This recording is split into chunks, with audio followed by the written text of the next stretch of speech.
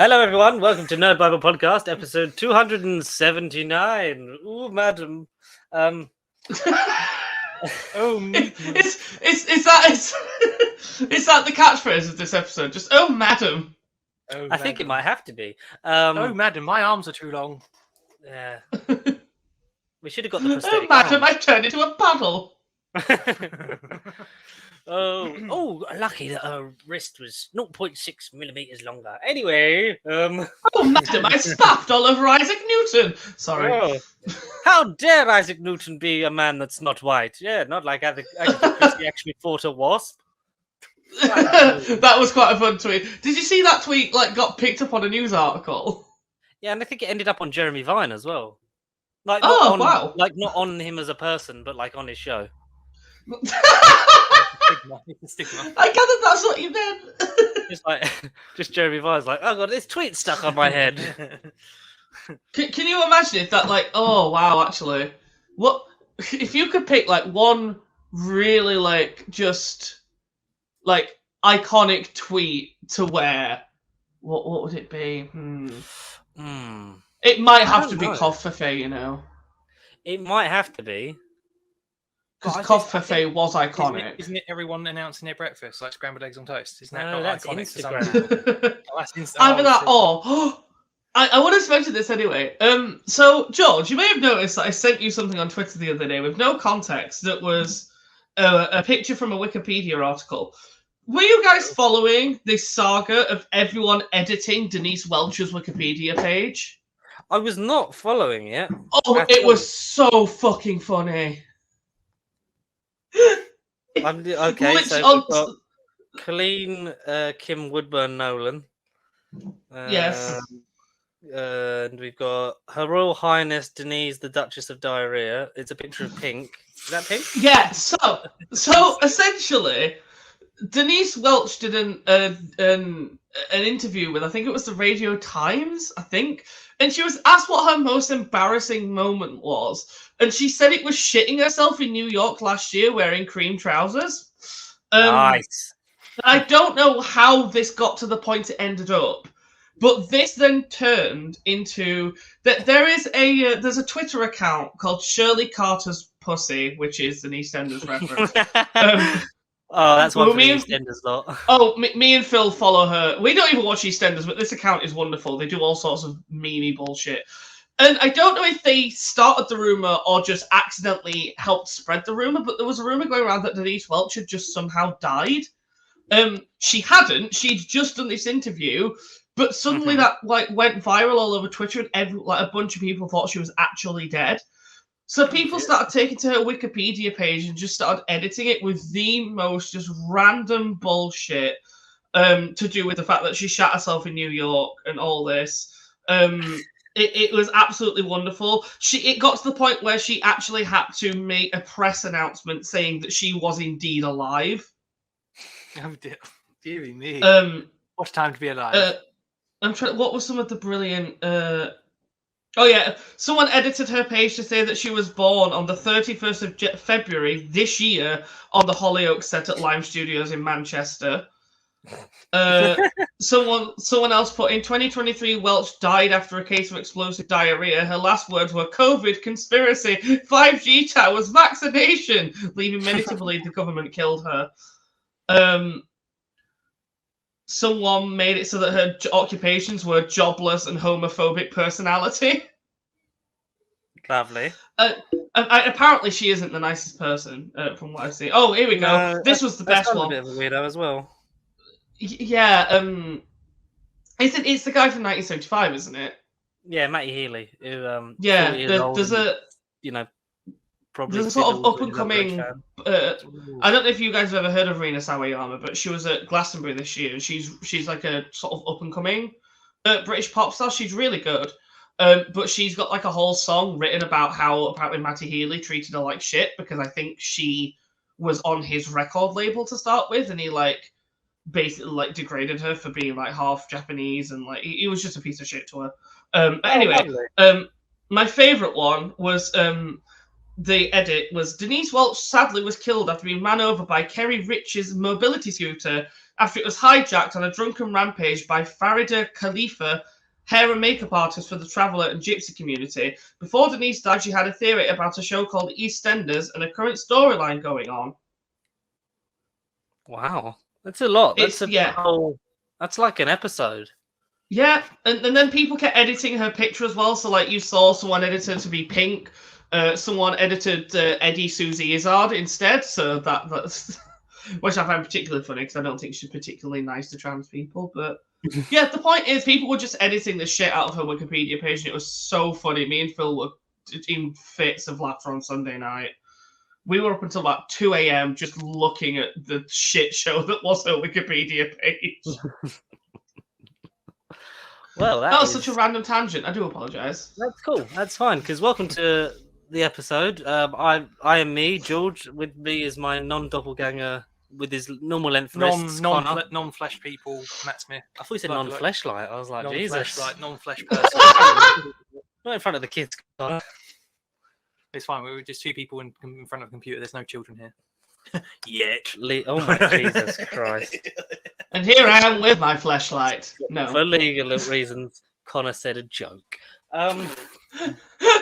are joined for special number 2 of the 60th anniversary specials, because yes, nothing else matters in the world but Doctor Who on a Saturday night.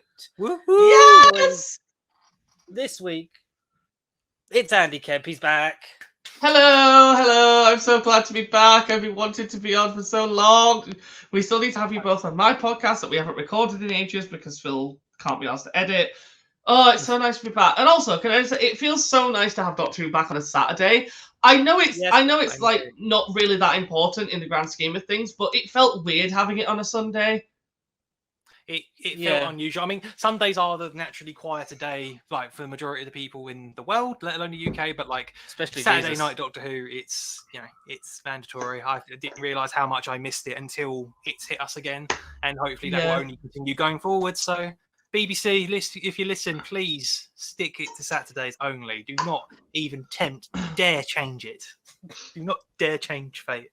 It feels like Russell T Davies has set everything right with the world at the minute in terms of Doctor Who, because like it's back on Saturdays. We've got the Christmas specials back after Chris Chibnall was like, no, fuck him. I'm still like annoyingly salty over that. Like Moffat went out of his way to create one last special. Because he was going to leave after the Doctor Falls, but because Chris Chibnall didn't want to do a Christmas special that year, Moffat did one so that Doctor Who could keep their primetime Christmas slot, and then Chibnall still just did away with it afterwards. And I thought that was a bit of shit. Reportedly, though, a lot of that also is to do with the BBC and the dwindling viewership, because apparently Chibnall asked for Spyfall Part 1 to be on Christmas Day, and they said it's too dark. Too dark? Interesting. Too dark? Jesus. Hold on, Last Christmas aired on Christmas Day, and that was shit.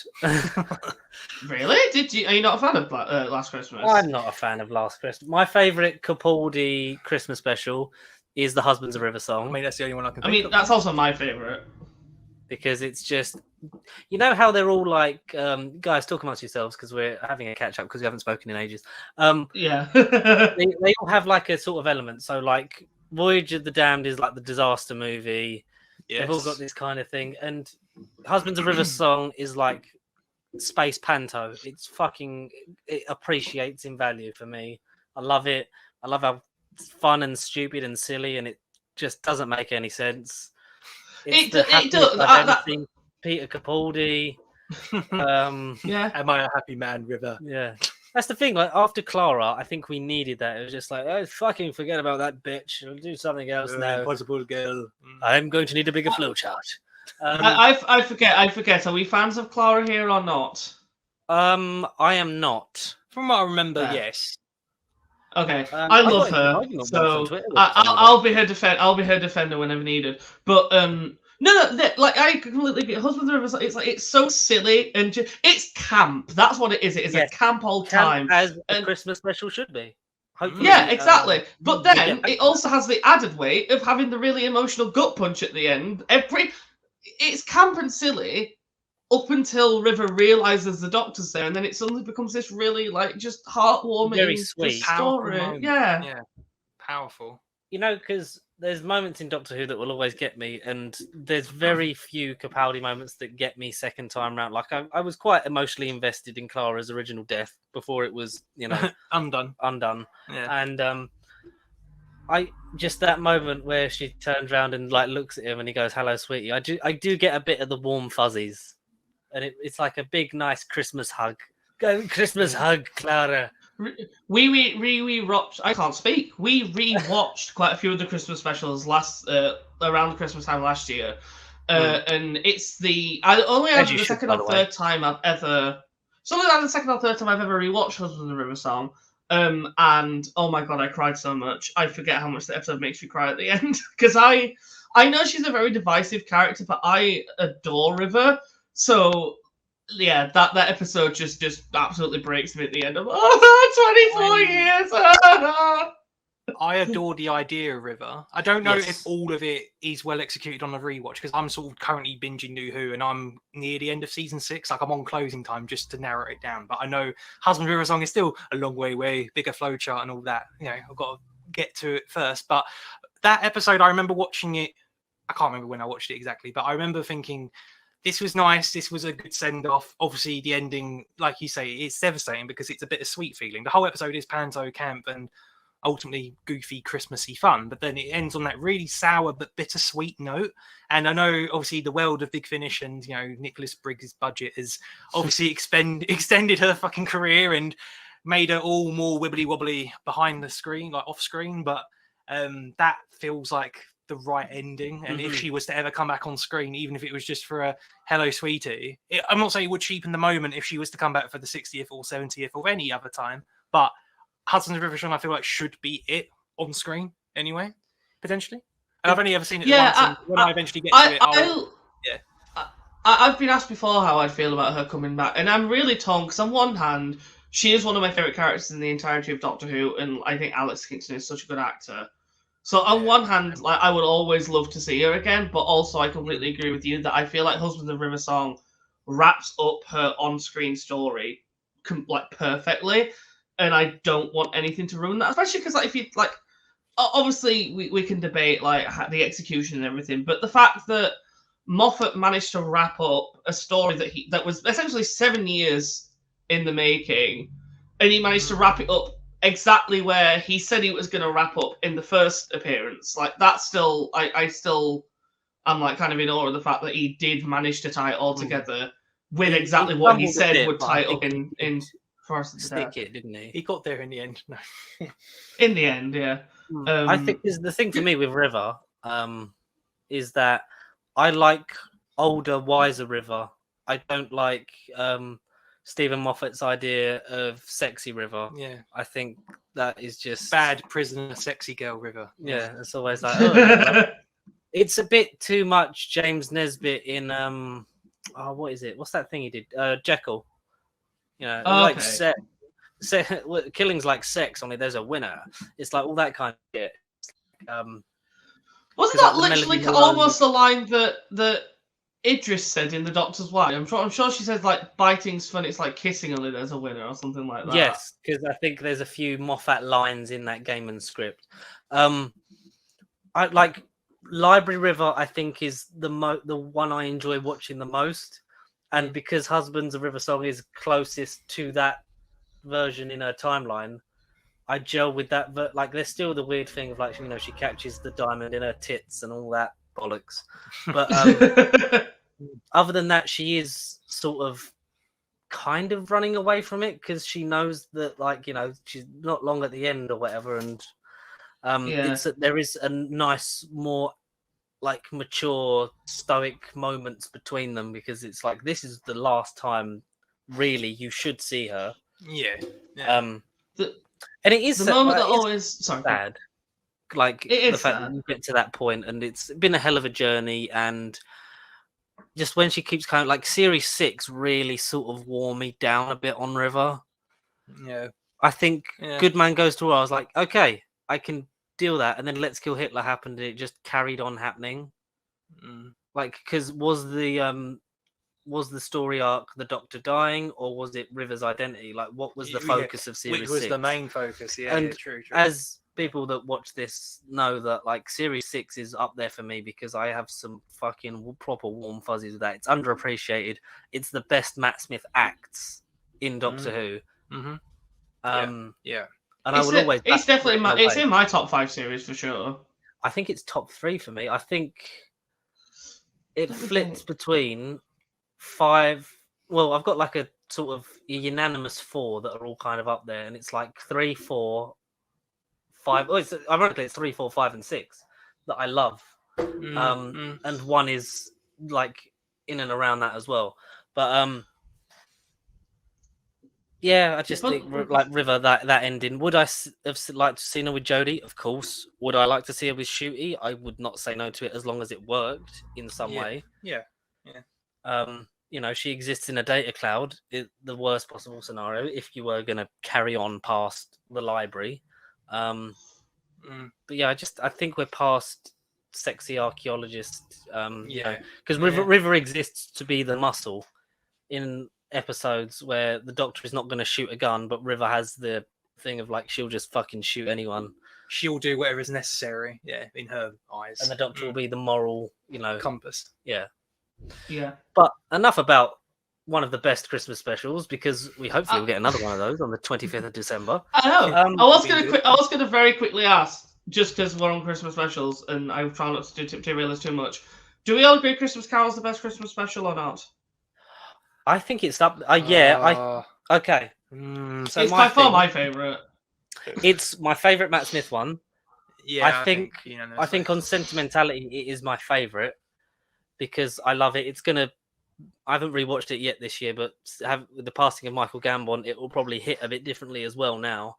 I think the Christmas Invasion is the best made one because I think the trope they fall into is that these stories have to, be around Christmas, whereas like Christmas Invasion, it just happens to be that this story is happening on Christmas Day.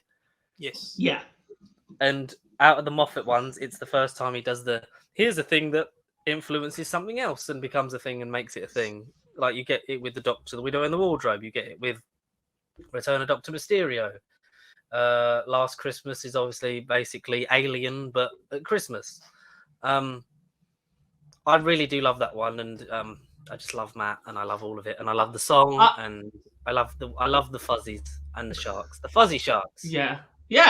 I love it just because I still to this day, like nearly 13 years later, still find it so incredible how. And don't get me wrong, I don't think he did it as well at all after this, but I do really like. I do really love the way that Moffat managed to take A Christmas Carol and somehow make it fit a sci-fi setting.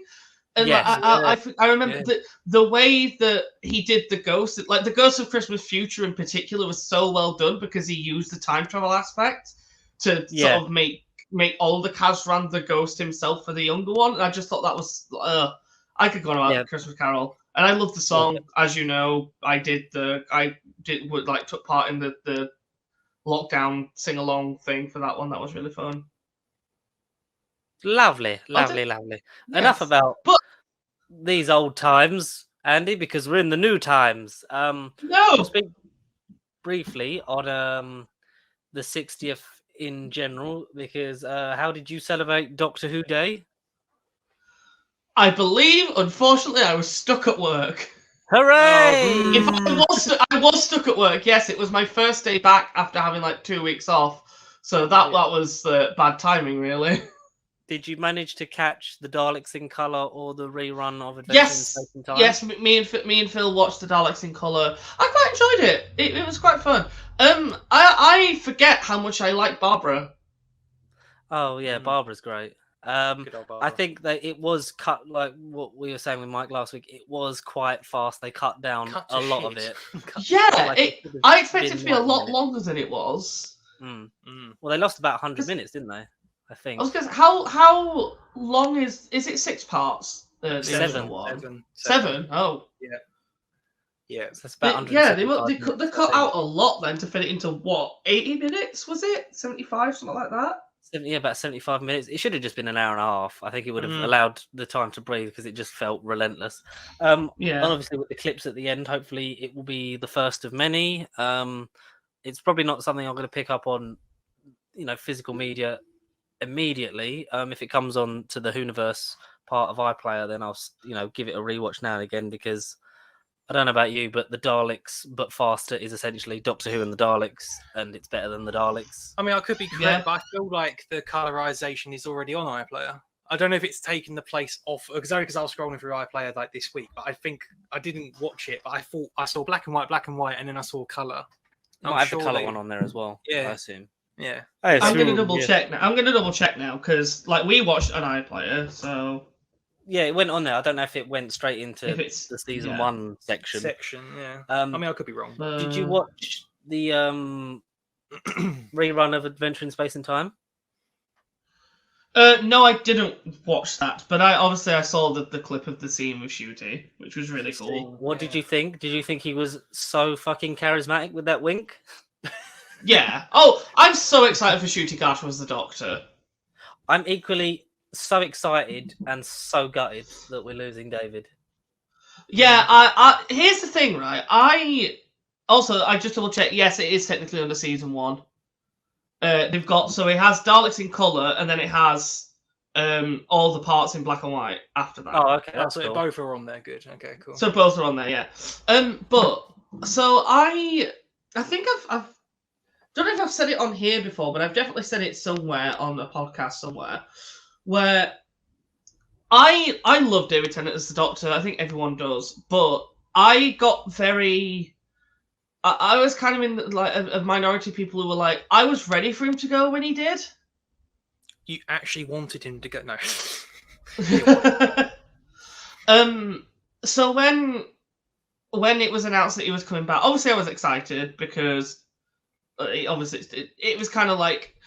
No matter what way you look at it, Series 5 is my favourite series, but I think it's kind of hard to deny that sort of 2008, the era where David Tennant was the 10th Doctor was definitely when Doctor Who was at its peak, here at least, in the UK. I think, it was getting to the peak of its powers, obviously, with 5 and 6, it broke America, but it was everywhere international here. borders. From 2007 till about mid-2013, you couldn't move for Doctor Who merch and stuff like that, and that was because of the popularity of David. Arguably, like Mike said, the this version of Doctor Who's Tom Baker. If you ask the old person on the street who's the Doctor, David Tennant would be the everyman's answer, I think. It's a heads and tails. Yeah, I think depending on your age demographic, your answer's either Tom Baker or David Tennant. They're the two people that everyone thinks of, I think. Yeah. But if you were to ask me my top 5 Doctors, 10 would either be 5th or he might not even make it, depending on the day. So I get that. So when it was announced it was coming back, although I was excited, one of my first thoughts was, and I think Mike kind of mentioned it in last week's episode because I did listen to it, was Mike said something along the lines of it very clearly it just comes across as Rusty Davies I don't want to call it a cash grab, but it's very clear that Russell T Davies has kind of gone, oh well, he's the popular one, so let's just get David Tennant back in. I know the story as to why it happened. Again, I actually knew before I listened to last week's episode because I saw it on the Confidential thing, where obviously it was because of the watch-alongs back in COVID. But yes, I've honestly been more excited for Catherine to come back than I was David, because Donna's Donna and everyone loves Donna. But I am surprised by how much I am really enjoying 14, and I am actually kind of gutted that we're only really getting to these 3 episodes with him. Yeah, it is quite gutted, and I think more stories. I think 14 would definitely be better than 10 for me, and I think he's kind of at that point because a lot of people talk about how we got. When it was announced, we're getting a Russell back that's written years and years, It's a Sin and that, so he's gone on and done better things and become a much better writer. But we've not really talked about the fact that David Tennant, since Doctor Who, has really honed his craft and become Like, he was already a good actor at the age of 36, 37. But, like, now in his, early to mid-50s, like, the man is phenomenal. Like, we got back the man that's given us Kilgrave, that's done Broadchurch, for whatever you think of that, that's done, like, loads of different things across the board. And, like, he is BBC, phenomenal. ITV. He's kind of like the UK's national TV treasures, or one of the very few who's consistent in every product he's in. Yeah. Yeah. David's a brilliant actor. Anything really, you see him in, I think most people would stick around to at least, if not finish it, watch a little bit more of it just from seeing David on screen. I know that's the same for, like, my mum. Like, if she sees, like, that, what was that one where he played Dennis Nielsen? Like Des, is it called? Des, yes. Des. Like that, stuff like that. Like, you get drawn into him, and, like, whether he's good or bad, like, he's such a phenomenal actor. And engaging actor, we're very lucky to have that, because whatever shortcomings there are in the writing, in these specials, where, like, I think maybe more evident in Star Beast. Not saying that Wild Blue Yonder was perfect, but he had the more of the gravitas to kind of lift things, whereas I don't think he did so much in RTD1, because the whole of that era is kind of a baseline level of safeness. Like, it's the most consistent version of Who, but it doesn't take as many risks, so therefore for me doesn't hit as many highs, but obviously it doesn't hit the lows because it's not the risk factor. So David is they write to David's strengths, but sort of leave it there. Whereas I think Moffat would go for, well, no, I want to try a bit more of this, and some of it would work phenomenally, and some of it wouldn't at all. Like that's why I love the Moffat era as much as I do, because I feel like it really did take way more risks and actually try to do more interesting stuff. Whereas as much as the RTD era is great, it is very safe a lot of the time. It's very formulaic, whereas Moffat played around with formula. He tried out. He was always trying new stuff. And again, sometimes it didn't work, and a lot of the time he came forward himself and was like, "Yeah, I wasn't too happy with this." I know he wasn't really happy with how Series 7 turned out overall. At least from what I've read, he said something. I don't think a lot of people were. I know. Well, I mean, Series 7's a funny one for me, because I mean, that like 2011, 2012. I mean, Matt Smith stole my Dr. David, so, and at that point, life happened. I was a teenager, and Doctor Who just wasn't on my radar. But essentially, Series 7 Part 2 does hold a bit of a soft spot for me, because that's 10 years ago. Ironically, this is when I was getting back into Doctor Who. And it has been a bit of a weird personal journey, especially in retrospect now. 10 years ago, I was kind of back on the cusp of embracing the inner kid that was Doctor Who. And I thought, wrestling, Xbox, everything else took my interest. But the fact that Doctor Who and this teenager who with a bow tie, with fringy hair, kind of brought me back slowly but surely. And then I saw him gradually exit stage right, or center stage, whatever angle you want to look at it. It's funny now. Like, I'm almost at that point on my rewatch. It'll be very, very weird and meta and very. I'd like Series 7 Part 1. I didn't live through Amy and Rory's era, so I don't have any nostalgic or big connections to it. But especially Series 7 Part 2 with Clara, that might hit different, maybe in a meta. Oh, I'm older angle, not like it's the best Doctor Who. You lot, you totally slept on Series 7 Part 2. I'm not defending it at all, but I think it will. I might. That's Will. Brownie point. Try having a conversation with Will about Series 7, and he will absolutely start going into how it is completely underrated and everyone sleeps on it, which I don't fully agree with. But I do have a soft spot for Series 7 just because of where I was personally when it was airing. Like, I would just started A-level year, and it kind of became a comfort thing. Like, every Saturday, I'd be doing usually some coursework, and then I'd stop, I'd watch Doctor Who, and then that'd be like my treat between doing like A-level stuff. What was I gonna say? Nope, it's gone from my brain. Never mind. Apprehension about David coming back. How he wasn't in season. But yeah, I'm thoroughly enjoying 14. I'm gutted we're not going to get more episodes with him.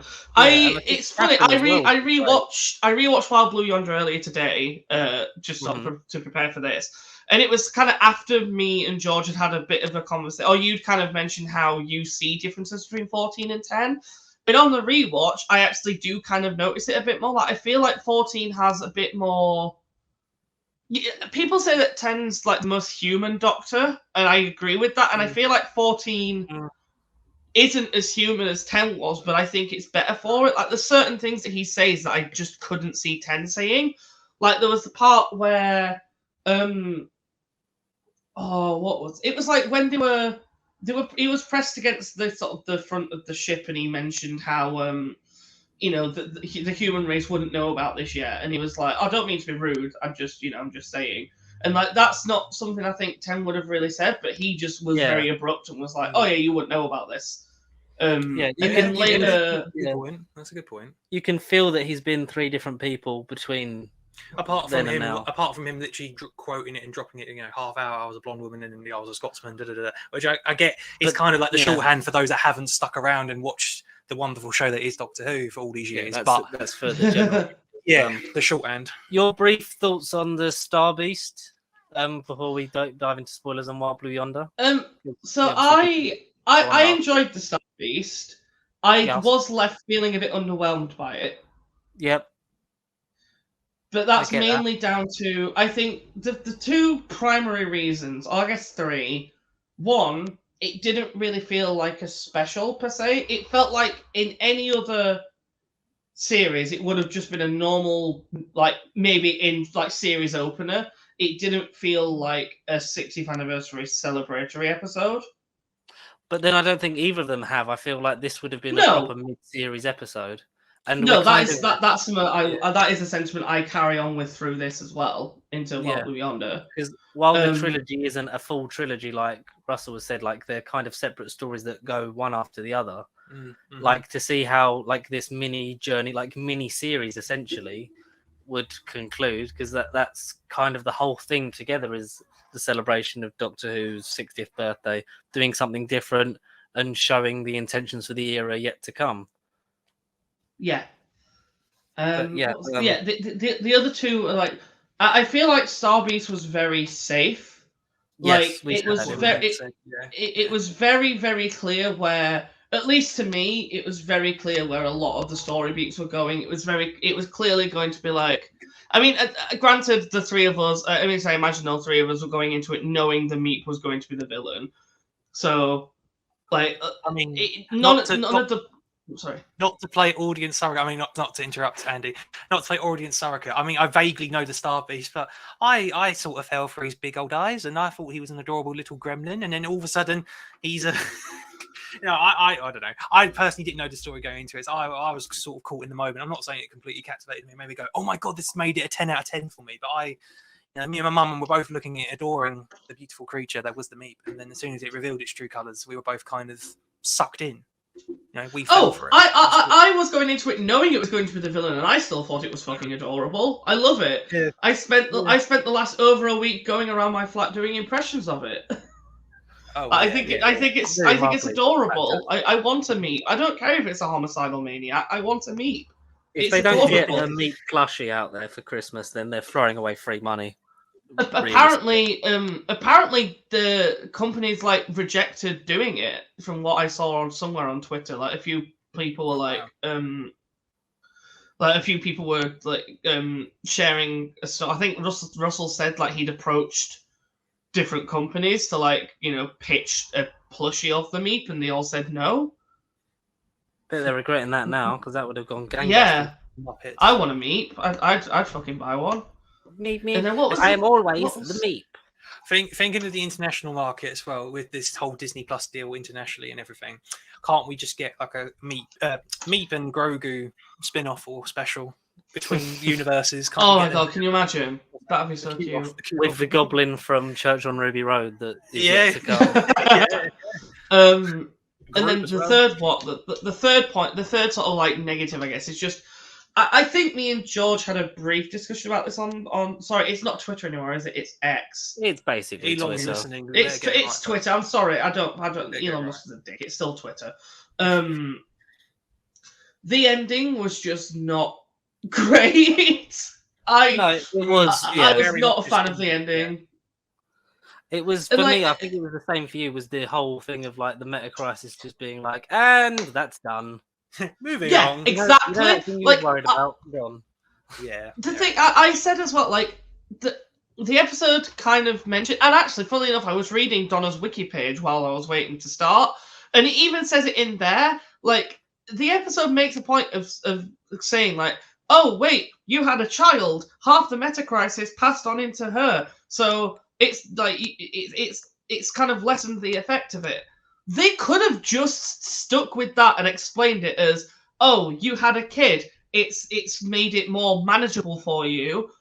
That would have been perfectly fine. I would have accepted that as a solution as to why Donna survives. But the whole bit about them just shaking it off, and then for some reason just having a dig at men, as if the Doctor half an hour ago hadn't just been a woman. I'm like, I don't know. That annoyed me. That bit annoyed me. Yeah, the writing for me of like, oh, like, you know, you wouldn't someone who's a male presented in Time Lord wouldn't understand. It's like, but why are we pretending that he's forgotten what it's like to be a woman? It's actually so soon, like so shortly and so soon. So soon. Exactly. So soon. This is literally the first episode we've had since he's been Jodie. Like, surely he remembers how it was to be her. I mean, technically 6 minutes after the Children Need Special, but other than that, you know, your point. Oh yeah, sorry, yes, sorry. Of course, that matters, but you know, obviously the returning cast were great. We do think it was quite safe because the marketability is make one for the general audience with the most general audience friendly Doctor, and it was kind of what I expected. Like, I did get a kick out of it. The opening shot's a bit weird, but then the resolution. Did you see the memes going around of that opening shot where they've just turned it into like a select your character from a video game? Yes. Yeah, like fighting. Love that. Great. Absolutely love it. But yeah, it's a solid like 7 out of 10 for me at max. And it was what I expected it to be. Whereas this week, spoilers. With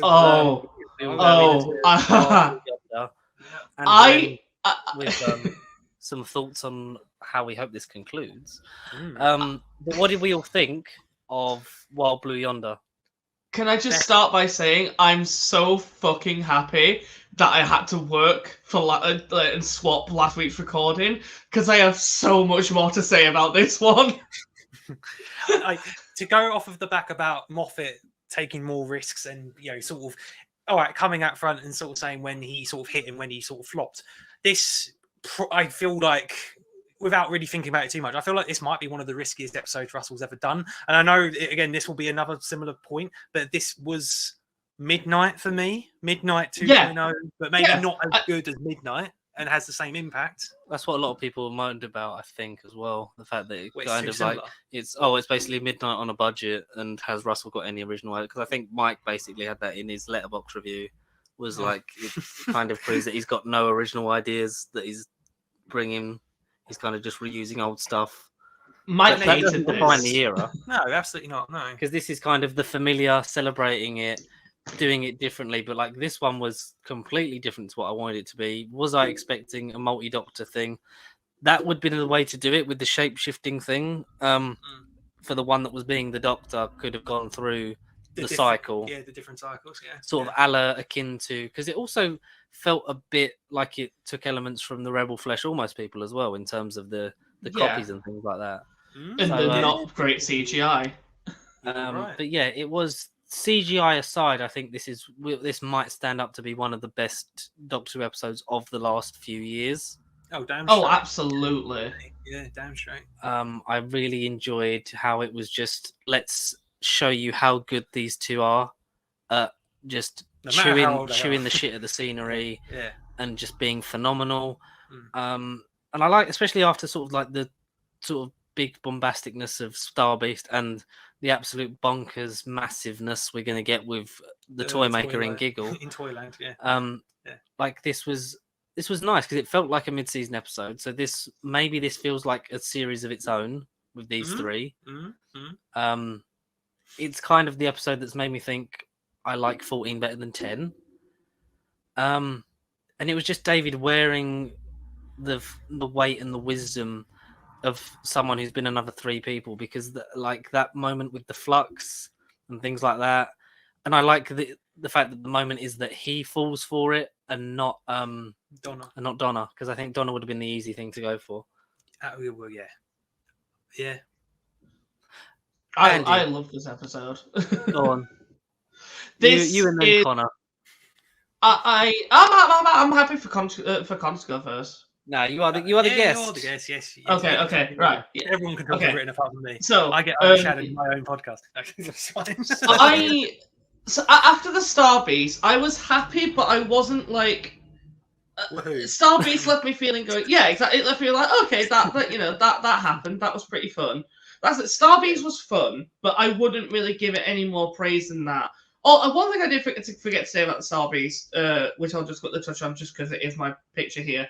Do we all agree that Miriam Margolyes was the star of that? Because my God, she clearly just had an absolute blast playing the lead. Without her, the episode would have been maybe a 5 out of 10 going downwards. Like, yeah, she absolutely made the episode. She she was so good as the meat. But yeah, after the Star Beast, I was like, yeah, okay, that was pretty fun. After Wild Blue Yonder, I was like, holy shit, that was amazing. Yeah, I'm excited for who.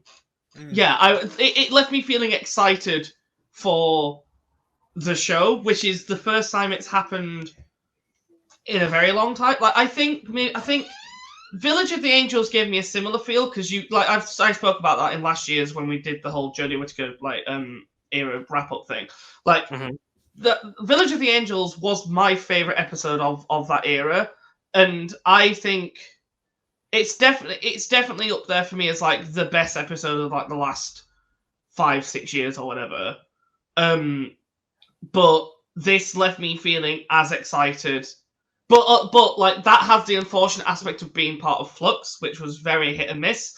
And like different, even as much as I thought the standalone stuff in that story was amazing, unfortunately, it had to feed into a bigger picture that just didn't really end up landing. Whereas this, I feel like gave me that exact same level of excitement, but it also kind of feels like it doesn't really matter what the giggle's like because this was so kind of self-contained. That I can quite confidently just be excited and like just love this episode for what it is because it doesn't really matter what follows on from it. This was so self-contained that I can be like, yes, Wild Blue Yonder was amazing. I can go back and rewatch it like quite happily. I did notice rewatching it today. It went by a lot quicker this time, and I imagine that's partially down to the fact that I knew what was coming now. But one thing I find quite interesting is, so I had people over when I've had like guests over for the first 2 specials, and there's people coming this weekend for the 3rd one. Like when it finished, one of the complaints that one of my best friends had, she hated it. She was like, the pacing was so weird. It was like really slow and boring, and then suddenly just crammed everything at the end. Like she complained about the pacing. Rewatching it, I think the pacing is perfect because it works. It works with how the monsters worked in the fact that we spend so long building up all the mystery, sort of slowly discovering bits and pieces. And then suddenly everything's rushed at the end. But on a rewatch, I've kind of gone, oh, well, that's why it was all rushed, because the whole point of the episode was the whole point of the plot was that everything was slow, and it was about tricking or making sure that these creatures couldn't learn quick enough to escape. And that's why everything was so rushed at the end, because suddenly everything was like, they were realizing everything, they were learning everything with the Doctor and Donna, and that's why it was so rushed at the end. But I don't know. It's kind of hard to explain, but for me, the pacing worked really well. I really, really enjoyed almost everything about this episode. I think it was it wasn't scary, but it was creepy and it was unsettling. Definitely. I almost had I was not to cut you off, Andy. I was watching it with my mum, and I almost was tempted to get the cushion out. Despite being a fully grown man, I was tempted to get the cushion. I was almost like, "Oh, where's this going?" And I like when I get to my point, I was sort of like, I felt like, in a brief nutshell, like I don't know if you're listening to Big Finish at all, or like the audio extended media stuff. But have you dabbled? I'm not that. I've dabbled in bits and bobs, but I struggle to commit to full things like that. No, it's especially wise. when there's so much of you're saving your budget, you're saving your money. It's probably a good it's a good thing you're not committed to it. But there's just an audio play called Scherzo, which again may have come up in the depending on how intertwined you are with the rumors and sort of like Reddit leak side of things. But essentially, like the way I would sum up this episode is an audio play just put onto screen, because the whole entity being this unknown thing on the edge of the universe that, all right, in this episode has to have a physical form because this is a TV show and you have to sort of see the enemy. You can't not have the enemy be air or CGI, because otherwise then people will go, well, you know, what was the point? What was I looking at? It was just David Tennant talking to himself.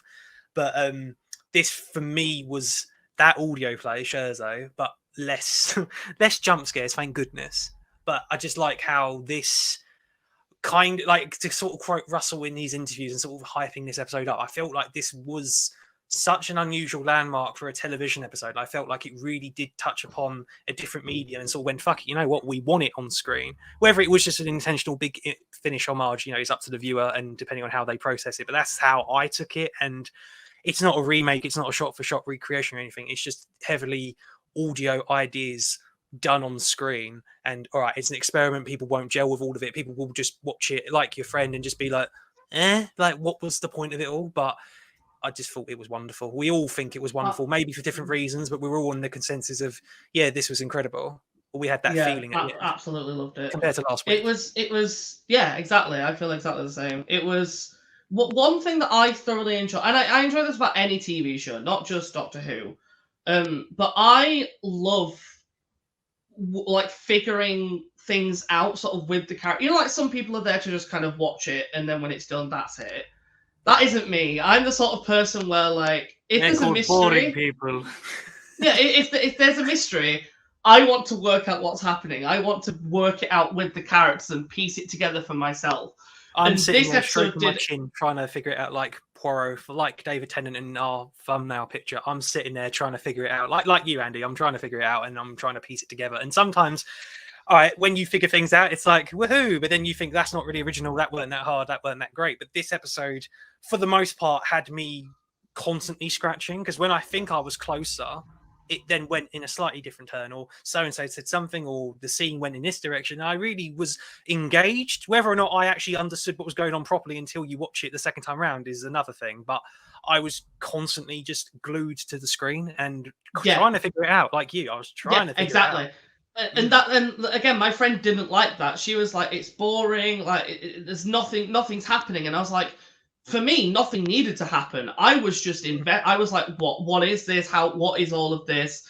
Why is this robot walking one step every like couple of minutes? Like what? Yeah, my brain was just like, and it's hard for me to. I'm kind of realizing this is more of a personal point, not on the show, just my personal life, but like I'm kind of learning more about myself over the last few years, and I'm kind of like certain ways that my brain works, and I really struggle with engaging in certain medias. Like I can't watch a film. I'm terrible with films because there's a massive amount of anxiety around the fact that I'm gonna have to sit and watch something that's multiple hours long that I might not even like, and like it's very hard to keep my brain focused on stuff. But this, and like even last week, even in Starbeast, even though it was Doctor Who, there were points where I was like, you know, just idly looking at my phone, like just because the episode wasn't grabbing me as much. This, I did not touch my phone at all. Even though, and I checked earlier when I rewatched it, the actual threat of the episode doesn't even come into it until practically halfway through. It's a 55-minute episode, and the aliens don't come into it until about 24, 25 minutes in. But even for those first nearly half an hour, where it is just the Doctor and Donna walking around a spaceship, I was glued to the screen. My phone was not in my hand because I was like, what is going on? How is all of this working? And on a rewatch, it was really lovely to see that all of the clues were put pretty much at the start. Like the Doctor mentions at the start, like, why is this robot walking? Why is someone just programmed this robot to walk so slowly down the longest corridor? And then you find out it's because, like, and then you find out the reason why, and it isn't that something's gone wrong. It's that it's exactly what it was meant to be doing. And yeah, just I love how it all comes together. I love how the mystery's set up. because you have all the elements are introduced early enough so that when everything is revealed, it feels, at least to me, it feels satisfying. Like the noise of the captain hitting the outside of the ship because she's caught in the gravity well, like we hear that pretty much near the start of the episode. So that's a constant. That didn't just come out of nowhere. That's something that was set up prior. Same with the robot. Same with the words and the ship sort of reforming every time one of the sounds came out.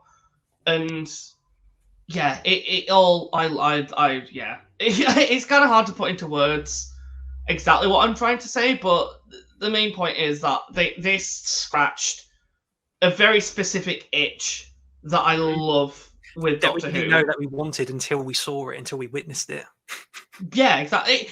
I don't want to compare them together like constantly, but it was a very almost Moffat-like episode. The way it was structured and the way the mystery was done was very Moffat. Even down to the way that the creatures worked near the end, when you find out that the reason they're stalking the Doctor and Donna is because they need them to think so that they can copy them better. And then, like, when Donna turns to the Doctor and said, the Doctor turned to her and said, "Stop thinking." That's a very Moffat thing. That's literally the same. Don't blink. Don't look away. Don't breathe. Like, that's a very Moffat trope. Having to physically monitor a natural part of your bodily autonomy, and and aliens weaponizing that against you. That's a very Moffat thing. So yeah, maybe that's why I like this episode so much, because it reminded me of something that Moffat would write. Well, someone said on Twitter, I believe, it was like the Star Beast was almost like RTD writing a Chibnall script, and Wild Blue Yonder was like him writing a Moffat script. So will the giggle feel like just a full-on RTD story? Journey's End. Will this feel like Journey's End 2.0? Yeah. I don't know. Well, and will it sort of have the Russellisms not across this trilogy of episodes, but like throughout the whole run? Will we get to that? Does he want us to have that Journey's End sort of impact and experience again, but with a slightly different Doctor and, all right, as the same companion, but a slightly different Donna? But then will it, again, jumping ahead, will it land? I mean, we won't know until next week or tomorrow. I'm cautiously excited for the giggle. I have seen some of the rumors stuff, and I'm a bit like, okay, let's see how this is excited. But that would still be. We'd have to see if it landed first before I think. Yeah, exactly. But I am very glad that we had no knowledge of this episode going into it, because I think it was all the better for it. Well, yeah, because we saw in the trailer footage was stuff from the Star Beast and parts of the giggle, and other than that, we've not really had much. We didn't get a robot. We didn't get a blue ship. We didn't get shots of space. I mean, yeah, this really was a shot in the dark. The only part, to my memory, the only part of the trailer for the 60th specials that was from Wild Blue Yonder was Donna saying the thing about "there's something so scary it made the TARDIS run away." That little bit was the only part that I think ended up in the trailer. Other than that, we saw nothing from this episode in the trailer, and I'm really happy for that, because there's still so much I want to talk about as well. It's like my favorite moment of 14 so far was near the end of this episode, and it's kind of an element of him that I don't think really was part of Tennant. It was almost a very 11 trait. Was the part when they worked out what the creatures were doing, when they realized that they need them to think, because the more they think, the more they learn, and then they can copy them better. Like, there was that part where, like, it was played off for laughs, but the part where the Doctor and Donna were just stood still, and she's like, "Don't think," and like she's reminding him, and he's like, "I'm not thinking," and you can see that he really wants to, and then like as they start goading him with like, "Yeah, but you're on a ship with so many questions." And he just turns around to Donna and goes, "Oh, please let me think." I loved that bit. That was so childish and like 11 to me. Very judgy-ish. Please let me think. Yeah. I really loved that moment of him just being, "Oh, please just let me think." It was very 13 as well. Like, yeah. I definitely read Jodie into this 14th incarnation, but it's not a counterpoint of this stuff so far. But I mean, it's ironic because I only did the David or RTD era like a handful of weeks back, like early September at the latest. But I don't see enough. I mean, it's not apparent or obvious to me, but I don't feel like there's enough of a difference between 10 and 14 from what I mean. Maybe I do need to go back and watch it all to kind of get the bigger scope and bigger picture to kind of see these differences a bit more, but I still can't help, apart from the age and the slightly different haircut and the different outfit and the fact that he's not moping about being the last of his kind. I can't, it isn't obvious to me what's different about this incarnation of the Doctor so far. But I mean, next week might be the key to all of this, and maybe, you know, when we eventually do retrospects on this and time will pass, maybe on the second watch of everything, maybe again it will all click into place. But I don't know, I'm not struggling to see things. There's definitely a lot of Jodie and childism's childish like behavior in 14 for sure. And there are moments where I feel like he's sort of channeling who's in the Matt Smith. He probably watched a recording the night before and David thought, oh, let's try and get that isms across. But I don't know, but I mean, I feel out of the three of us, I feel like I'm the least like aware of what's changed between 10 and 14, apart from the fact that he's lived 3 other actors. But I mean, speaking of Jodie as well, I think, and I almost don't like, I mean, I love it, but I don't like it because I think it shows the biggest flaw of the previous era, in that this was the best scene we got about the Flux, and it wasn't even in that era. It wasn't that was like Chibnall's story, but yeah, RTD did a better scene about the Doctor sort of coming to terms with it than he ever did. Well, he's very good with the past trauma stuff, because like it felt similar to how he set up the Time War in the at the start of like series 1 and things like that. It felt like he was like, maybe that will go forward, like working his way into that, and it will be a thread, because he said he's not going to rewrite it or change it or whatever. Retcon it. But it was nice because in that moment it was the Doctor being vulnerable, and it's something I don't think that 10 would have done, because 10 was very, especially by the end of his tenure with Donna, was very sort of emotionally shut off, and obviously like he is the selfish Doctor, like, you know, he's the one that doesn't want to change. I don't want Martha even calls him out on it in Gridlock when he won't tell her about Gallifrey, and she literally like refuses to move until he actually starts speaking to her. That's the thing, because like because he rebounds with her because he's pining after Rose for most of his tenure, gets her back and then loses her again, and loses his best friend and near enough all his friends. Maybe that's why I'm kind of enjoying 14 a bit more. It's just he's free of that burden. Maybe controversial take, but I was never that big on the 10 Rose romance. So it's kind of nice to have a David Tennant Doctor where that isn't such an integral part of his story. Yeah. I think so, yeah. I do like that they're automatically so, like, however the the Meta Crisis was just like dispatched of, it's nice to see them sort of being close as they were, probably like closer. He's obviously more emotionally invested than a lot of 13 was, because, you know, he's the way that he sort of comforts her by sort of like, you know, like holding her hand and stuff like that, the way they hug at the end, like it's a lot more emotionally available as a character. Yeah, you're right. Not just at 13 but 10 as well, because 10 was obviously like his emotion was damaged from Rose, and then he was constantly sort of looking for that again. And then the whole, I just need a mate. You're mate with me, sunshine, and all that malarkey. But this was the one that was like you say, it was the best scene to actually, you know, account for Flux, you know, like actual consequence and actual acknowledgement of it.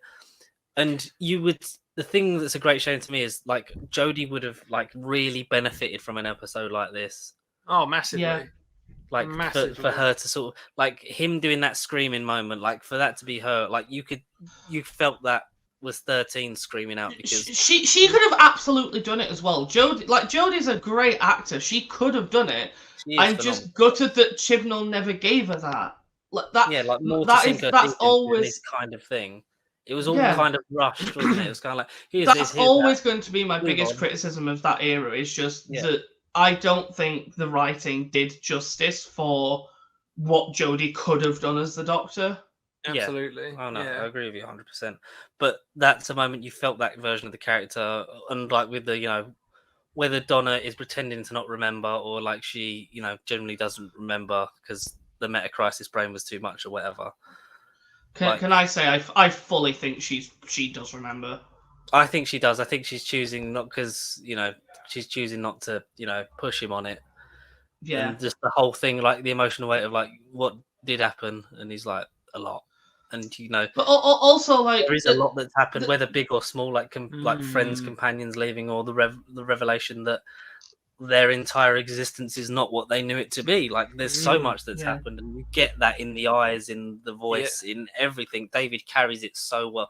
He does do stoic kind of the lonely god thing is something that I don't love about the Doctor. I do kind of just love the aimless wanderer a lot more. Adventurer, yeah. But in those moments, especially in this episode, it was kind of like that's kind of exactly what the Doctor would do, like the deep breath and move on, because they can't look back all the time. Like they have to just move on and get on with it. Yeah. This is a great way to have him be confronted with his past as well, because what better to unhinge him than a creature literally taking on the form of him and his best friend and essentially torturing them. And like I said, I like that he falls for it and not Donna, because I think the easy thing would be for Donna to fall for it being the Doctor. But it's the fact that he obviously wants to emotionally open up to his best friend that he's finally got back and can finally have these conversations with again. And like takes the step, and it's puddled on her. There was just so many parts that I love, like in terms of the. I just think it was a very cleverly done plot, like the whole thing with the concept of like, oh well, two like human beings can think two opposite things at the same time, and like the idea that the aliens couldn't understand the concept of this. And that being something that trips them up for a bit, like that was really cool.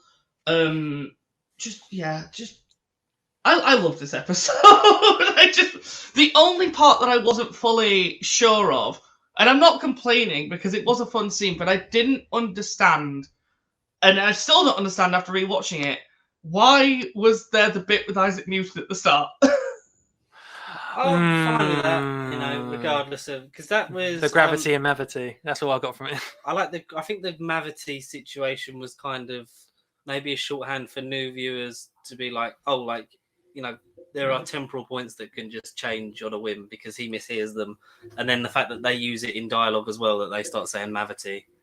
Yeah, like is that I assumed that was what was going on there, but I didn't quite understand what the point of it was. But part of me now, in hindsight, is thinking, is this setting up for the toy maker? Because we also had the whole bit at the end where the Doctor was like, "Oh, I feel I shouldn't have enacted a superstition at the edge of the universe." Yeah, I think it's showing that there's things that can sort of change, like whether it be the immediate past or whatever, or the fact that. And then it introduces the fact of, not like magic, but like a supernatural element of where if you invoke something where, the lines between creation are very faint and weak, that you can summon some kind of thing. So maybe it's like that.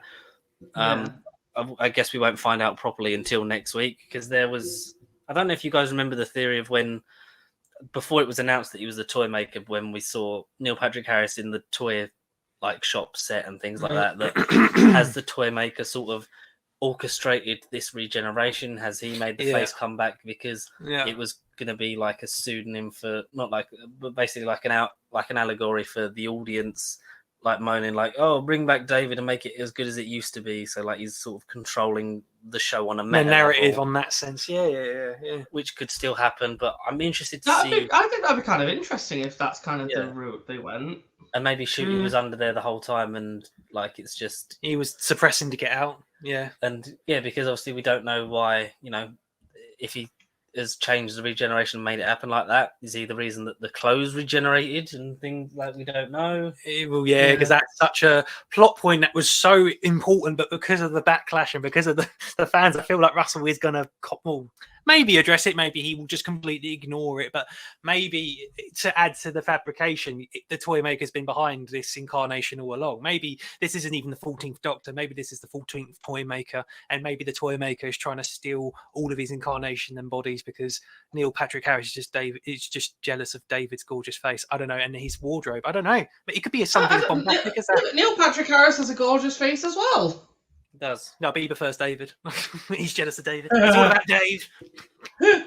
What did you guys think to the... I mean, I didn't think they would kill her, but there was a brief moment where I was like, yeah. Well, yeah. I did think, oh shit, is that the twist? Is the fake Thomas with him? And it's the toy maker's sort of porn all along? Like, I don't know. Like, yeah. I'm not sure part how of me, a little part of me, because I am a bit sadistic when it comes to stuff like this, part of me does feel like he should have gone through with it. Do it. Like, I don't know. Again, this is going back to what I was saying about how this feels like a Moffat episode. The main reason I can tell it isn't is because I really feel like if it was, Moffat would have gone even darker with it than it already. And it already is quite dark and creepy, but I feel like he would have really amped up the body horror side of stuff, and maybe would have just gone with that ending. Well, because I think he has Moffat's got a problem with people dying. Like, he kind of... No, that's true. Actually, yeah, that is true. That is very true. The ending was it's why it felt Moffat-y, because of the fact it was like, death, but oh, no, just this once, everybody lives. The catapulting the ramp backwards, like knocking her out, and then... that was a bit silly. That was a little bit silly. On the floor long enough for Donna to get back in. Oh, but it's the season. It's the time of year. It's Panto. No. Yeah, no. And also, the reason why he knew or why he realised was a bit silly. 6mm thing was a bit too long. I think it was meant to be played off as a bit of a comedy line, but it was a bit silly. My favourite comedy moment of the whole episode, though, my favourite comedy moment of the whole episode wasn't even a line of dialogue. It was the part where they were like, after they'd worked out the thing with the salt, they were like the two, like the creatures were coming towards them, and the ship. Oh yeah, that's what they're called, isn't it? They're not things. Weird name. But like, then the ship did another call out, so it started twisting. So they turn around on the wall panel, and you think, "Oh, there we go, that saved them." But then it just spins them right back. I thought that was really funny. That was my favourite comedy moment of the whole episode. I thought that was great. The fatal death. Yeah, it was really funny. I really liked that bit. And I like the fact that the fake, like the no things, had started leaving. And then they just see him come back through. And it's like, yeah. Just run after him. Oh, yeah. Honestly, I think I'm going to try and just wrap up because I don't want to like drag us on. I think one of my main criticisms, and at first I did what's the word? Like, kind of give this a free pass because I was like, the CGI. But like, not all of it, mainly just for the bits with the creatures. Like, on one hand, I was gonna forgive it because I was like, well, the whole point is that they're struggling to maintain their shape. So like, you know, that's an in-universe canon reason as to why they might look so goofy in parts. Yeah. But then the other part was just like, I was rewatching it earlier. Mainly the chase scene, when they first discovered them, when they're chasing them in the car, I'm just like, this just looks so bad. Camp, goofy, kind of like an homage to Old Who. I'm not saying Old Who is camp and goofy, but that's more obviously production places. And yeah, but that's more because of the time and the money and the lack of budget they had. But like, in a way, like, as harmless as it was ultimately, because the story is still a fucking phenomenal experience. Like, that to me felt like the anniversary part of the story. I mean, it's not what we should have been focusing on at all, but you couldn't help but look at, oh my god, the way they're fucking running and the way the shapes and the effects, all of it just kind of went together, but in a, for me, a humorous way that ultimately sidetracked it because it's an anniversary story. If this was like a mid-season serious, budget went into this story, then we would have looked at it and gone, clearly not in this one. But because it's an occasion and a spectacle, a slight free pass. I can't work out whether the moment in the corridor or the part where the not Doctor did a fucking crab run and like put his head through his legs. That was possibly the worst bit of effects, just because it looked so fucking stupid. Or just the corridor itself. The Exorcist, the corridor, the Disney Plus corridor. It's really funny. If the behind the scenes, apparently the CG to make that corridor was the most expensive part of the episode, and that's part of the volume in Star Wars. They basically had like an AI built CGI set where they could do it on the headset and stage the camera. Yeah, but like it didn't look. I mean, it did look bad, but it also didn't look great. I feel like I've just killed the momentum with that. That's all right. In terms of having rewatched it a couple of times now, where does it sit for you in terms of like a general sort of like what would you give it, and sort of where would you place it in terms of like what kind of story? Like, would you put it up there with the likes of your very favorites? Would it kind of just be a bit more like above like the middle of the road, sort of like good time ones, or is it like really high for you? That's kind of hard to say, because obviously as we kind of went over with the last time I was on with the 13 era wrap up, there were not really many episodes that made it to those highs. So like it feels like in comparison to that, then yeah, absolutely, this is definitely up there as one of the best. But then if I were to go through and think about all the episodes that I think are great, I'm like, is this a heaven sent? No. Is it even a midnight? Like, but I do still think I'd probably give it a 9. I really, really did thoroughly enjoy it. I loved it. I thought it was clever. I liked how it all came together. It was great just seeing David Tennant and Catherine Tate having an absolute blast, just chewing up the scenery as both characters. And also we got Wilf at the end. Yeah, we haven't talked about Wilf. Damn. Yeah, how have we left it? How have we left him? Well, quite poignantly, we've left him till like the end of this. So, I honestly, I cried. Did any of you guys cry? I got a bit teary. Yeah. No, I not to sound hard and depressing, but I cried on the inside. I cried. I definitely fucking felt something that of course, we were wanting to see this whole time since the announcement, since the news and everything, but it was bittersweet. But ultimately, knowing as well that was his final scene, it's like that made it even more difficult to rewatch, because when it first aired, I didn't realize that was the last scene he filmed, or the only scene he got to film for this. So rewatching it today, in the giggle. Yeah, exactly. The beginning of the giggle or whatever. Yeah, exactly. Yeah. Oh, Wilf. That did remind me that mentioning Wilf just reminded me the creepiest part of this episode for me, or at least definitely up there, right at the start, the start of when the creatures started coming into it. Because obviously the way... I did actually want to shout out as well how good I think that reveal was done. Because at no point when the not Doctor started interacting with Donna in that orange room did I think that wasn't the Doctor. It wasn't until it cut to him in the other room where I was like, wait, what? Same with me. I think it did all of us. We literally had that, wait, something's going on, and then it was the reveal. We were like, is this the same scene? Is it meant to indicate that they've been in this ship for long and it's time just sort of cutting and indicating, it's time been distorted? Like I was thinking, the Doctor and Donna were walking into the ship thinking, they've been here for 5 minutes, and then it's like, oh my god, I've been on this ship for years. But then the fact that it's doubles, it was like, holy shit, that I did not see that coming the first time. It was very well done, but this can only really be as creepy on a rewatch because you know what's happening at this point. But the not Doctor sitting there smiling at Donna as she's like talking about her life and mentioning, and the way he's like starts talking about Wilf, and she's like, oh, we'd love to see you again. And he's like, yeah, I'd love to see him again. And because you know that isn't him, it takes it from this really almost sweet moment to really creepy. Yeah, definitely. I don't want to watch that scene again now, but of course that's going to be a thing to look out for. And of course feelings will be you know, like you say, that's a good, because I didn't really think about it because I haven't watched it a second time round yet, but I feel like I might even do it tonight just for that scene.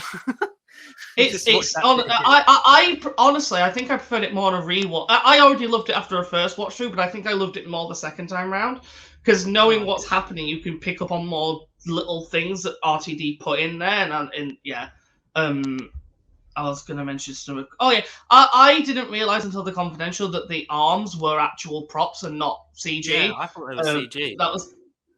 Yeah, they were real props that they made. I know, it was great. Like, especially when you see David using them as well, and the fact that they 3D scan his whole body and then scale up the arms with the prosthetics. Terrifying. But yeah, I will shut up now. Easy 9 out of 10 for me.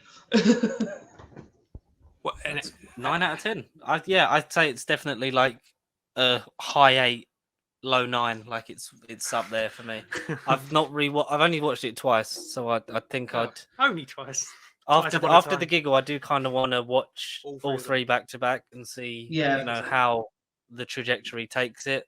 The Wilf ending was, like you both have said, like bittersweet. It's nice that he went through every emotion in his final scene, and just to have more Bernard Cribbins, David Tennant, and Catherine Tate on screen together was beautiful. It has a nice little lead into the finale, shall we say? The giggle, yeah.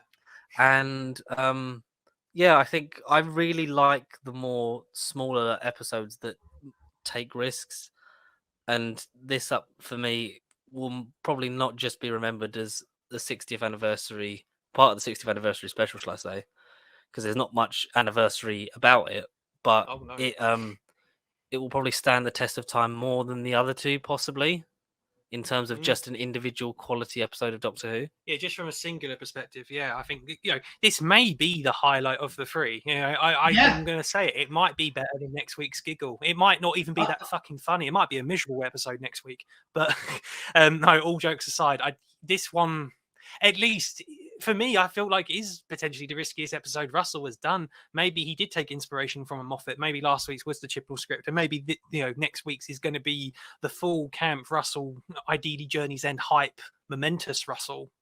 But time will only tell.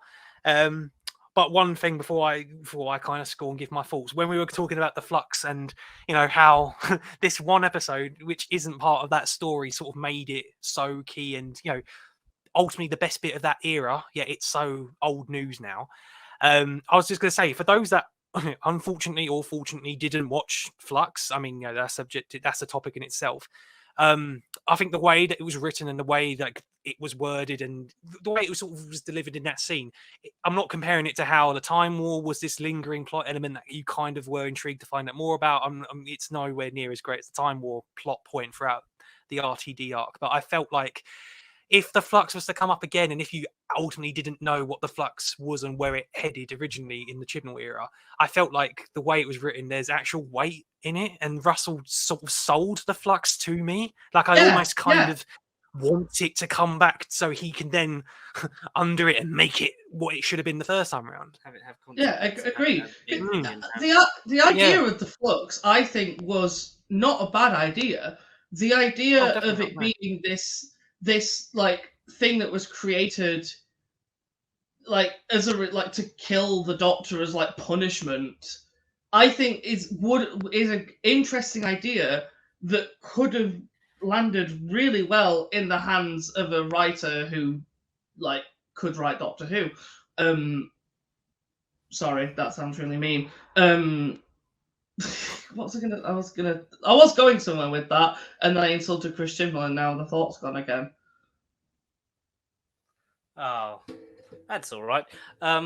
What are we expecting or hopeful for the giggle, apart from Shooty Gatwa and laughter? And laughter, and Neil Patrick Harris. Matt Smith, no, I can't. Maybe do I go multi-doctors? No.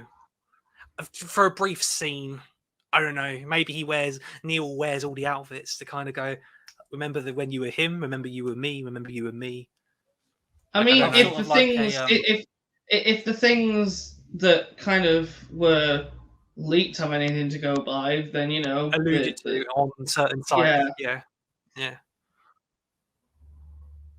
That's the thing. I kind of dabbled in it, but then that Reddit leak felt so long ago. I kind of forgot half of the information, or 3/4 of it. So, for the sake of trying to be a fan, I'm not either. So you didn't see. I didn't see everything. No, which I think would be, like we said, we'd have to judge it on the execution rather than the idea of it. Which the idea of it, I don't know how to feel on it. It would have to be does it work in the moment, in the script, and how it's performed. Possibly. If not, then we go from there. But I'm excited to see, something that at the end of the day was because Shooty Gatwa was filming Sex Education and various other things. So in order to become the Doctor and not lose the 60th in the schedule, we kind of got a really fun incarnation that I wasn't expecting. And I hope that we get a nice sort of closure to this version of the Doctor, and I'm hoping that we see him again, because it has opened the door for this to happen to other actors on an anniversary. Like, maybe we could get Paul McGann in 10 years' time, do a couple more, even though he'll be 70 but still look fucking gorgeous. Him and his fountain, we can, and it also gives, if David comes back, I'd rather see him come back as 14 and have more adventures with him. Because we've seen enough of 10 is a miserable bastard. There's only so much of that timeline that hasn't been explored. But now, we can kind of explore it again. And that, gives more credence to the fact that, people age outside of television. So he's not an older looking temperature.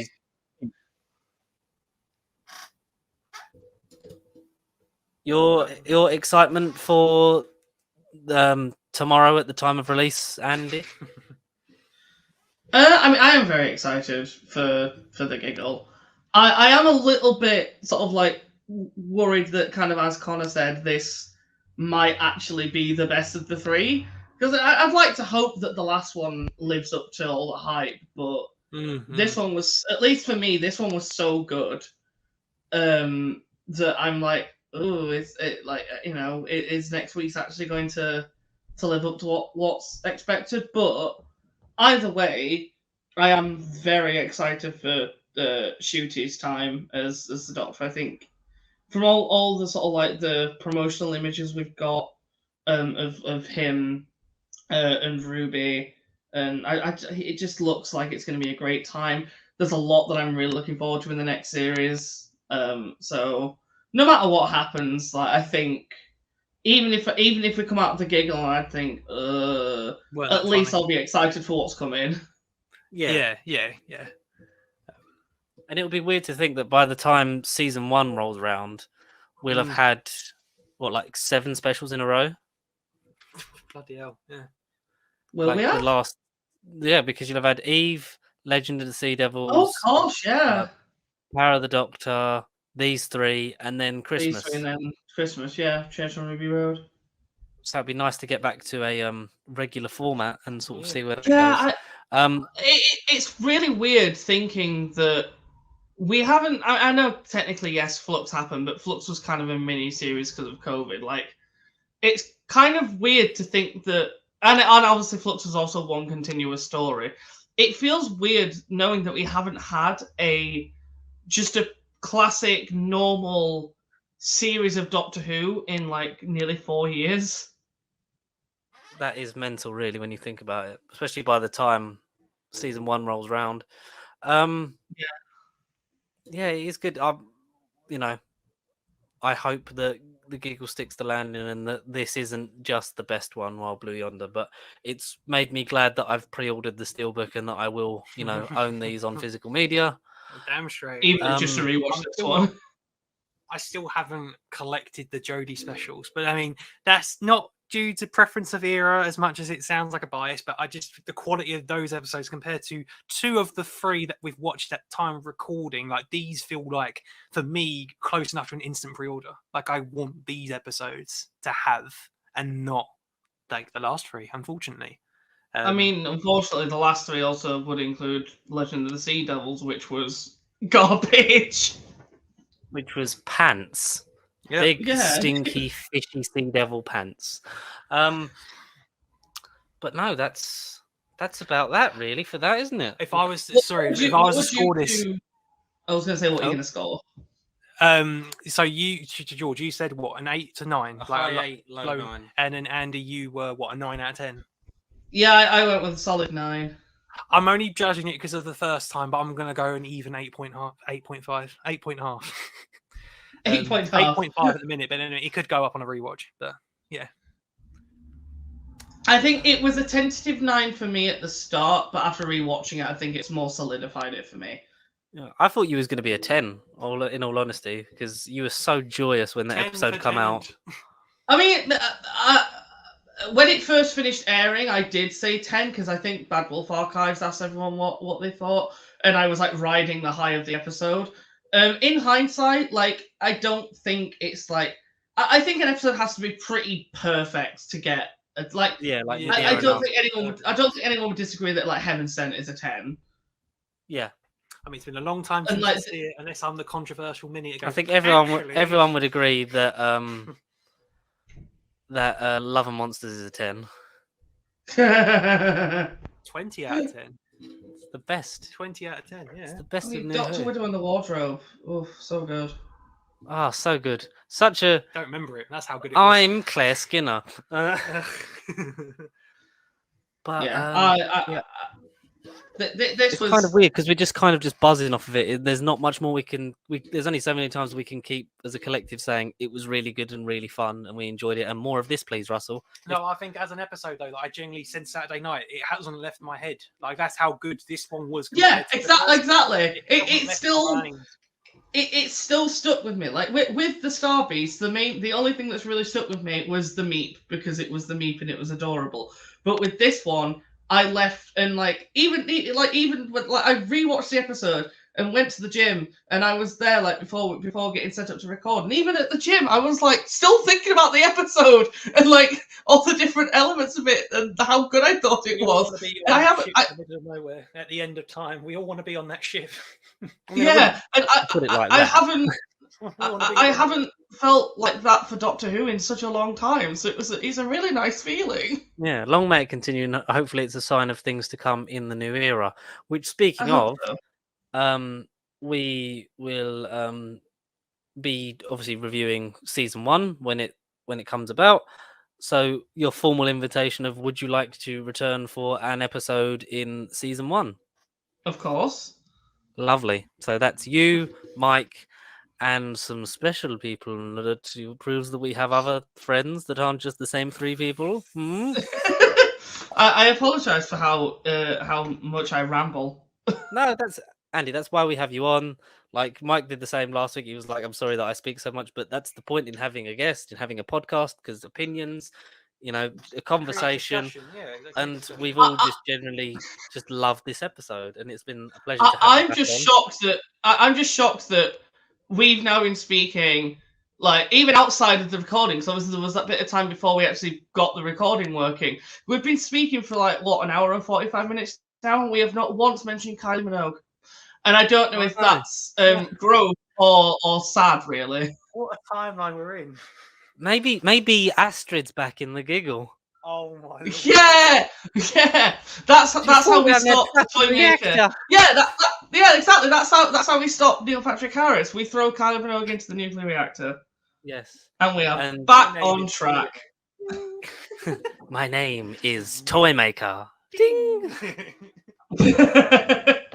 We'll have to do it at some point. I know we promised the Voyage of the Dam commentary while we drink the Kylie Minogue Pinot Grigio, but I think we have to make that happen at least by next Christmas.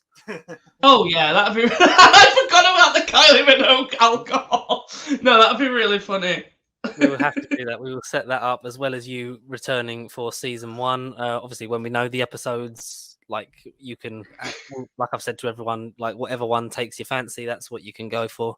Yeah. Because I'm not really gonna stop anyone talking about what they want to talk about. So why don't you tell us and the audience what you do and your plugs that you want to give?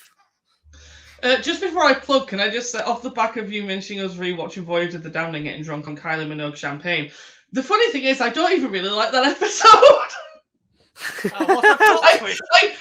I think it's a very, very net episode at best, but I just love the meme we spawned of Kylie. Viewed episode of RTD's era. It's 11.8 million viewers for a reason. Is it the highest viewed episode of Doctor Who ever? Or at least of modern era? Twist, Andy. You ruined the twist. But do you think you'd enjoy it better in our cup? We'd have to get Mike on as well. Just, like us four, like pissed up, just doing Australian accents for 90 minutes. Oh, no, I think it'd fully flip my opinion on the episode around if we did that.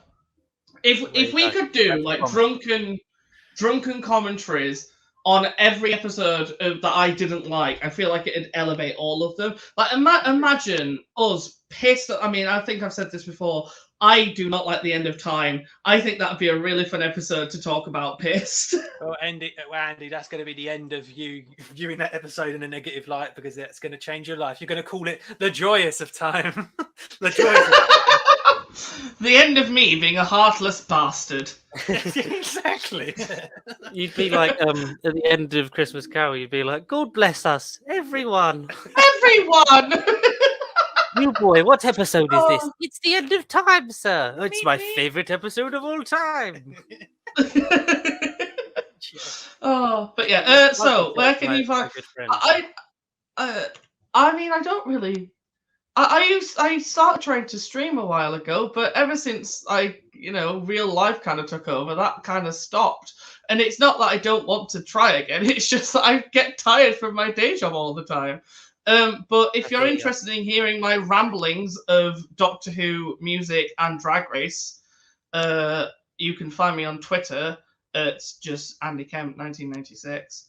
I believe I'm also English Altaria on Instagram because I was trying to go by that name online for a while and then I just gave up and I just never changed it back. So yeah. You can find me at English Altaria on Instagram or Andy Kemp 1996 on formerly Twitter, but still Twitter because fuck Elon Musk. Yeah, if you like Doctor Who, Drag Race, music, Pokemon as well, and just general a queer person just rambling, then go ahead. And highly recommend, obviously, your podcast, which will hopefully be returning in the not. Oh yeah, of course. Why the fuck did I forget about that? Oh, it's been so long since we recorded. I forgot. Yeah, you can also find me on We Pay for Your Floor, which is a podcast that I do with my partner Phil and one of our best friends who used to live with us. It's just a camp, ridiculous old time. If you want to hear a gay couple just laugh out loud at their straight female friend for various reasons, then please do come and listen to us there. I do genuinely think we're very funny, even though most of it is just stupidity. I do think we are quite funny. It's one of those ones that you just laugh along to when you go off on your tangents. It really is. Imagine me as I am with my tangents. Now imagine there's two more of me, but one of them has tits. Put that on the poster. Imagine there's two more of me, but one has tits. 5 stars. And we absolutely. I keep trying when we do the problem is we don't have a schedule for recording because Sarah doesn't live above us anymore. It's basically a case at which bit of fourth wall breaking down. Sorry, but we don't actually pay for her floor anymore. But it's kind of a case of whenever we can get together, which isn't as often as we'd like. So whenever we actually find out that we are going to potentially be recording, usually I'll just message you like, "Are you available? We need you on," and then you never seem to be. So we need to try to organize it because it'd be nice to have both of you on, yes, and definitely. have a full Pasty Sheep Woodforth collab.